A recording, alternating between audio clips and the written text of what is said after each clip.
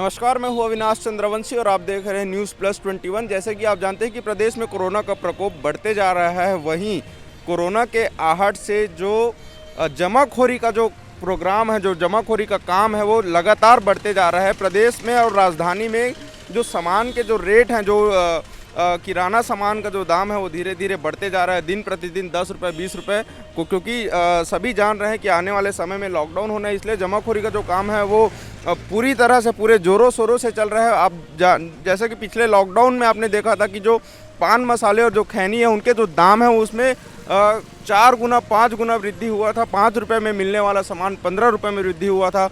वहीं आज हम राजधानी रायपुर के डुमरतराई में है, जहां पर जो खैनी और ये सब पान मसाले के जो दुकान हैं, जो होलसेलर्स हैं, उनके द्वारा उनका कहना है कि सामान स्टॉक में नहीं है। वहीं कुछ पुराने ग्राहकों को ही सामान दिया जा रहा है, सामान यहां पर उपलब्ध नहीं होने की जानकारी बताई जा रही है। इससे साफ जाहिर होता है कि एकाएक सिर्फ 3-4 दिनों में सामान का स्टॉक खत्म हो जाना मतलब कहीं ना कहीं जमाखोरी हो रही है। और सरकार पिछले बार की तरह इस बार भी इस पर तमाशबीन बने देख रही है। इस पर कोई भी कार्रवाई नहीं हो रहा है, ना ही कोई एक्शन ले रहा है।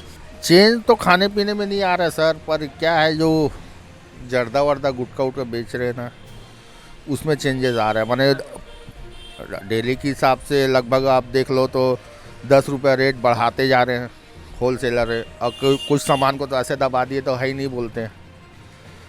उसमें क्या होगा, क्या छोटे दुकानदार को कस्टमर आएंगे तो क्या बोलेंगे ये महंगा करके बेच रहा है, तो उसमें क्या कस्टमर ख़राब होते हैं और कुछ नहीं है। वो क्या है, जो जिसके पास माल है वो पर डे के हिसाब से अपना जो भी है वो ऊपर पूछते होंगे, अपना जो भी है लाते होंगे जहाँ से, तो वो पूछते होंगे क्या रेट आया है, तो उसके हिसाब से 10 रुपये 5 रुपये रेट और अपना ही माल को बढ़ा के बेच रहे हैं। अभी 23 रुपये गुटखा आ रहा था, 123 रुपये 40 रुपये हो गया है। राजश्री विमल रिलेटर जो है ना, हाँ, उनके चलते मतलब जो थोक व्यापारी है उन लोग गुटखा को जाम करके रख दिए हैं, जिसके चलते राजश्री विमल और बाकी अन्य चीज़ों का रेट बढ़ गया है, जिसके चलते हम लोग को दिक्कत हो रही है।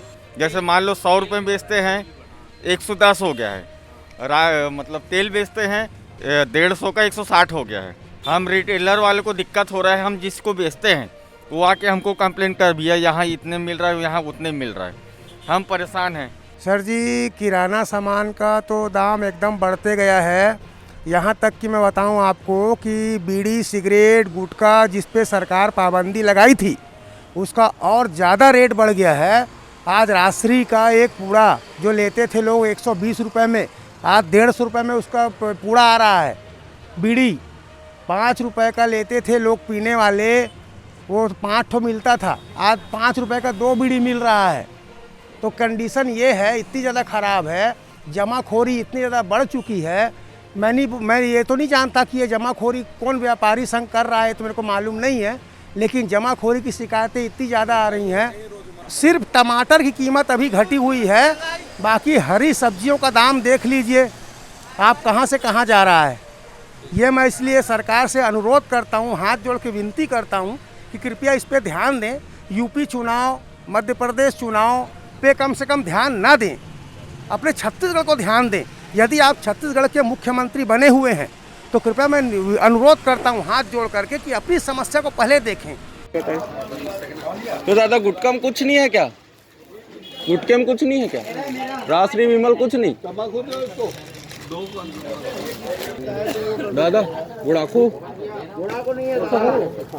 गुटके में कौन कौन सा है? अभी गुटके में कौन कौन सा है भैया?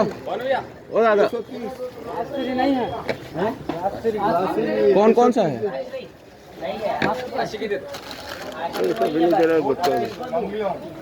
ये कौन सा है? माझी कितने का आता है ये? 13 रुपये कैसे बोलते हैं? 13 रुपये कितने का आता है ऐसे? 65 में कितने बताए? तो दादा गुटखा में कुछ नहीं है क्या? गुटके में कुछ नहीं है क्या? राजश्री विमल कुछ नहीं? 120 रुपये 130 रुपये पूड़ा में मिलने वाले जो तंबाकू और गुड़ाखू और ये सब जो आते हैं उनका दाम दुगना हो गया, कोई 150 हो गया, कोई 130 हो गया है। तो इस प्रकार से जो जमाखोरी का काम है वो बहुत तेज़ी से बढ़ रहा है, लेकिन शासन प्रशासन इस पर कोई भी प्रकार का एक्टिविटी नहीं कर रहा है। इसका सीधा सीधा भुगतान छोटे जो कारोबारी हैं और जो आम जनता है, जो रोज़मर्रा की चीज़ें हैं, जो रोज़मर्रा की चीज़ों को से अपना घर चलाते हैं, उन्हें खरीदते हैं, वो इससे उनको कहीं ना कहीं उनको सीधा नुकसान उनको झेलना पड़ रहा है। तो इस प्रकार से राजधानी में जमाखोरी का जो कारोबार है वो कोरोना के आहट से बढ़ गया है और लगातार जमाखोरी में वृद्धि देखने को मिल रहा है। कैमरा पर्सन दिलीप कुमार सिन्हा के साथ अविनाश चंद्रवंशी, न्यूज़ प्लस 21, आपके हक की बात।